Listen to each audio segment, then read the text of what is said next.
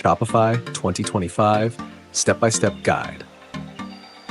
Hey everyone, welcome back to Guide with Samuel.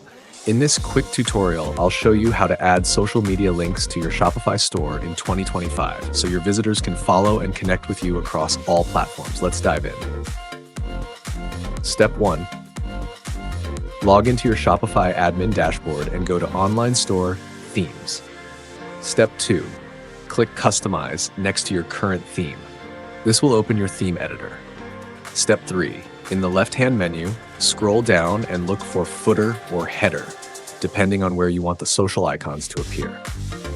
Step 4. Select the section and look for an option called Social Media or Social Icons.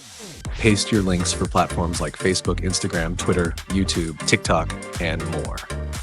Step 5. Hit Save. And you're done. Your social media icons will now show up on your storefront. Tip: make sure your links are accurate and that your social pages are public so visitors don't hit a dead end. And that's how to add social media links to Shopify in 2025. If this guide helped, please like the video and subscribe to Guide with Samuel for more quick and easy tutorials. Thanks for watching.